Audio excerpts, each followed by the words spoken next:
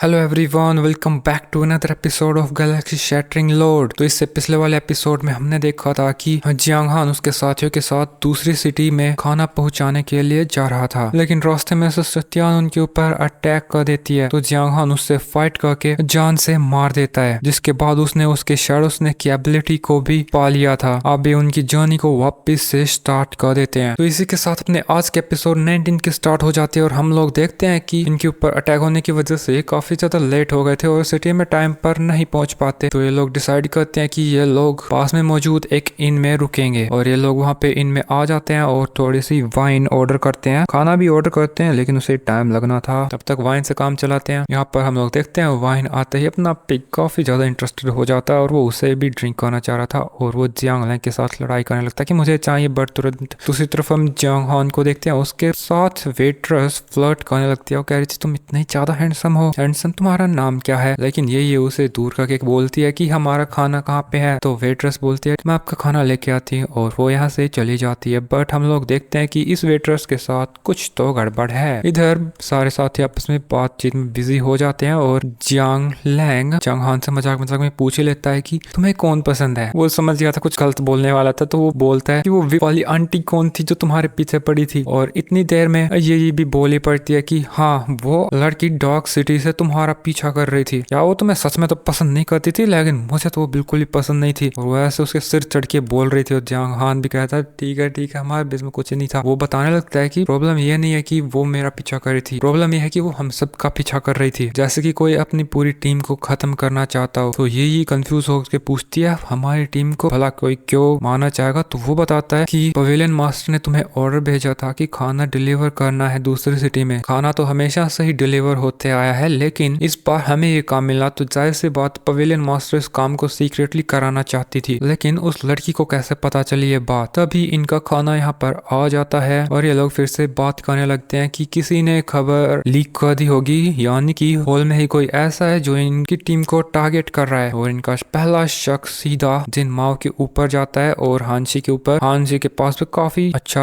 Reason है इनको target करने का, क्योंकि इन्होंने जियांग नहीं लिन फेंग को मारा था, लेकिन इनके पास उनके खिलाफ कोई सबूत नहीं था। इसके अलावा वे लोग उनके खिलाफ कुछ कर भी नहीं सकते थे क्योंकि वे एल्डर होल के मेंबर्स हैं। लेकिन जियांग लैंग बोल रहा था तो क्या हम ऐसे ही बैठे रहेंगे, हमें कुछ तो करना होगा उनका। तभी जियांग हान बोलने लगता है कि मुझे ऐसा लगता है कि जिन माओ खुद लीडर बनना चाह रहा है, लेकिन हान फैमिली की करंट स्ट्रेंथ इतनी नहीं है कि वो करंट लीडर को हरा सके, इसलिए वो अलाइज इकट्ठा कर रहा है। यानी कि ये कह सकते हैं कि उसने सेट के खिलाफ बगावत कर दिया। अगर हम लोग किसी वजह से ये प्रूव कर सके तो फिर हम लोग सबको एक साथ साफ कर सकेंगे। तो यही बोलती है कि तुम जो बोल रहे हो सुनने में बहुत अच्छा है, बट मैं इतनी समझदार नहीं हूँ, थोड़ा आसानी से बताओ। तभी जियांग हान बोलता है ये तो काफी इजी है, तुम ये समझो अगर हम लोग ये प्रूव कर देते हैं कि हानशी इस अटैक में इन्वॉल्व था तो जिन माओ भी उसे डिफेंड नहीं कर पाएगा, बचा नहीं पाएगा। इस पे जियांग लैंग बोलता है लेकिन इतनी हिम्मत होगी किसकी कि पवेलियन मास्टर को हटाने के लिए वे जिन माओ के साथ हाथ मिलाएं। तो हान बताता है कि ऑब्वियसली युनमैंग पवेलियन के दुश्मनों की। अब ये लोग बातचीत कर रहे थे और हम लोग इस वेट्रेस को देख रहे थे जो कि इनकी सारी बातें सुन रही थी। मुझे ऐसा लगता है कि ये हॉल में ही कुछ ना कुछ गड़बड़ है। अब जियांग हान की बात का जवाब यही देने लगती है कि ऐसा तो सिर्फ तियान लैंग पैलेस के लोग ही कर सकते हैं, क्योंकि उनके साथ युनमैंग पवेलियन की कुछ सालों से नाराजगी है, क्योंकि हमने उनकी मदद करने से मना कर दिया था। आगे जियांग हान बोलने लगता है अगर ऐसा है तो हमें मार के उन्हें कुछ नहीं मिलेगा, वे लोग हमें जिंदा पकड़ के पवेलियन मास्टर को थ्रेटन करना चाहते हैं उनकी पोजीशन गिव अप करने के लिए। हम लोग जिस सिटी में खाना लेकर के जा रहे हैं वहाँ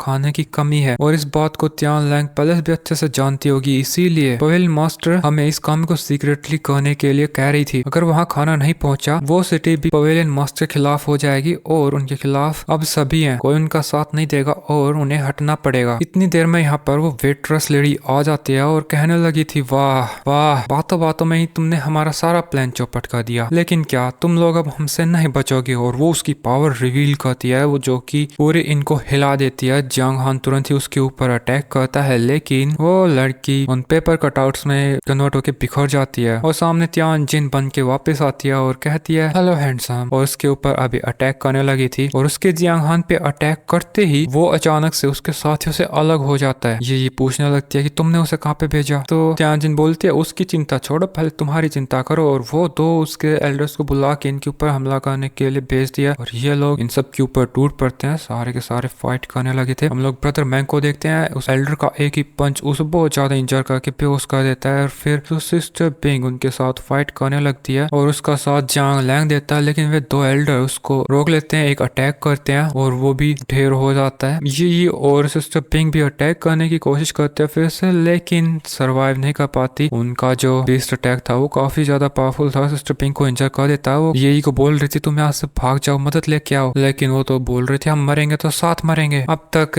सिस्टर पिंक की शील्ड भी टूट गई थी और ध्यान कर थी बहुत अच्छे, और ये फिर उनके ऊपर अटैक करती है। और दूसरी तरफ हम जांग हान को देखते हैं जो सेम ही जगह पर था, बट जगह बिल्कुल खत्म हो चुकी थी और वो उसकी आई की पावर से भी अभी नहीं देख पा रहा था। तो उसे लगता है कि वो किसी फॉर्मेशन में ट्रैप्ड है और यहाँ पर फिर जो मास्टर त्यांगलोंग था वो अटैक कर देता है उसके ऊपर। जांग हान भी उसके ऊपर अटैक करने लगता है। मास्टर त्यांगलोंग काफी ज्यादा पावरफुल होने की वजह से उसके सारे अटैक्स को रोक लेता है। उसकी जो फ्लाइंग ब्लेड्स थी वे एक एक करके जांग हान की तरफ आती हैं और वो उनको रोकने में असमर्थ था और धीरे धीरे करके इंजर होता जाता है। वो उसकी शैडो टेक्निक का यूज करता है, लेकिन मास्टर त्यांगलोंग तो काफी ज्यादा पावरफुल था। यहाँ पे वो फेल हो जाता है क्योंकि वो उस शैडो अटैक को रोक नहीं पाता और उसे समझ में भी नहीं आया कि क्या हुआ, और वो बोलता है ये तो इम्पॉसिबल है। वो जमीन पे पड़ा पड़ा इम्पॉसिबल बाकी जाता जांग हान उसके ऊपर अटैक करके उसे मार गिराता है और ये जो डिल्यूजन था ये ब्रेक हो जाता है और वो देखता है कि तियानजिन ने यही को पकड़ा हुआ था, लेकिन वो जांग हान उन्हें बचा पाता उससे पहले उसे के ऊपर दो एल्डर्स अटैक कर देते हैं और उनके कंबाइन अटैक से जांग हान भी बहुत दूर गिर जाता है। और वो समझ गया था अब उसके डबल मोड को एक्टिवेट करने की पारी है और वो फिर क्लाउडॉन की पावर को यूज करने लग गया था और दोनों एल्डर्स के साथ को एक साथ संभाल रहा था। लेकिन जैसे ही उसे मौका मिलता है वो तियानजिन के ऊपर अटैक कर देता है और यही को बचा लेता है। इसके बाद वो अकेला और तियानजिन और दो एल्डर्स, तियानजिन बोल रही थी मुझे ताकतवर लोग पसंद है लेकिन मैं तुम्हें ब्रेक करना चाहती हूँ, मैं देखती हूँ तुम और कितनी देर तक खड़े रह सकोगे। और वो फिर से उसके ऊपर कटआउट से अटैक करती है और दो एल्डर्स भी उसके ऊपर टूट पड़े थे और उसे एक ही अटैक में बाहर भेज देते हैं। जांग हान जो पहले ही उसकी लिमिट के करीब पहुंच चुका था, उसका क्लाउड ड्रोन अचानक से एक्टिवेट हो जाता है और इतना ज्यादा प्रेशर इनके ऊपर डालता है कि ये तुरंत ही जमीन पे गिर जाते हैं और फिर सभी गायब हो जाते हैं। और तियानजिन बोल रही थी गायब कहाँ हो गए, और इसके साथ ये एपिसोड भी खत्म हो जाता है। और जहां तक मुझे लगता है कि जांग हान और उसके बाकी साथी कहाँ गायब हुए होंगे, वे इस क्लाउड ड्रोन की वजह से शायद कहीं पे टेलीपोर्ट हो चुके हैं या फिर उसी के अंदर पहुंच गए हैं। और दोस्तों बाय बाय।